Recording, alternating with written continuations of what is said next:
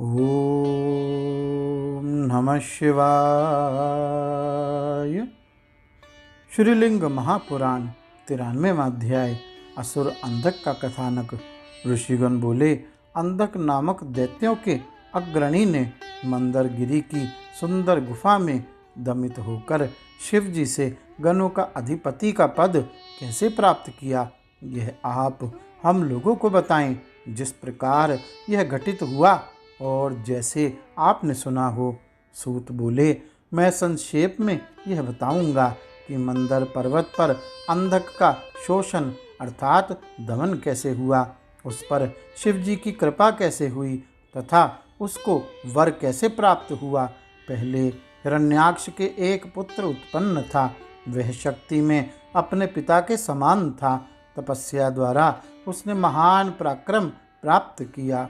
उसने ब्रह्मा की कृपा से मृत्यु से अवध्यत्व प्राप्त किया, अर्थात मृत्यु से उसको भय नहीं रहा।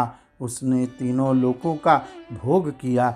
उसने बिना प्रयास के इंद्र की पूरी अमरावती को जीतकर इंद्र को डराया। उसके द्वारा नारायण तथा अन्य देवगण ताड़ित किए गए, पीटे गए, बांधे गए और नीचे गिराए गए। इस प्रकार महाअसुर अंधक ने देवों को खूब पीड़ित करके अपनी इच्छा अनुसार मंदर पर्वत की सुंदर कंदरा को प्राप्त किया। तब साध्यों सहित सब देवताओं के प्रमुख लोग देवों के स्वामी महेश शिव जी के पास पहुँचे और उनसे निवेदन किया, दैत्यराज अंधक के शस्त्रों से हम लोग छिन्न भिन्न हो गए हैं, उसके सामने अल्प पराक्रमी हो गए हैं। अतः हमारे प्रत्येक अंग विदीर्ण और शीर्ण हुए हैं। अपने गणेश्वरों द्वारा अंधक का आगमन तथा यह सब समाचार सुनकर शिव ने अंधक की ओर प्रस्थान किया। उस स्थल पर इंद्र, ब्रह्मा तथा विष्णु और अन्य प्रमुख देवता श्रेष्ठ ब्राह्मण लोगों ने चारों ओर भगवान की विजय के नारे लगाए। उन्होंने अपने मुकुटों सहित हाथों को जोड़कर अंजलि बांधकर जयकार करते हुए शिव जी के प्रति सम्मान व्यक्त किया। महादेव ने करोड़ों और सैकड़ों करोड़ों राक्षसों के समूहों को भस्म करके अपने त्रिशूल से अंधक को भेद दिया, अर्थात त्रिशूल उसके शरीर में भोंक कर उसको बेहोश कर दिया। त्रिशूलधारी शिव द्वारा त्रिशूल से अंधक के पाप रूपी कंचक को जला हुआ अर्थात दग्ध देखकर शिव जी को प्रणाम करके ब्रह्मा खुशी से चिल्ला उठे। उनकी गरज को सुनकर देवता भी उनको प्रणाम करके नाद किया, अर्थात गरजे। सब मुनियों ने इस खुशी में नृत्य किया और गण लोग भी प्रसन्न हुए और आनंद मनाया। देवताओं ने महादेव के ऊपर फूलों की वर्षा की। अंधक की मृत्यु की खुशी में तीनों लोकों ने हर्ष से नाद किया और आनंदित हुए।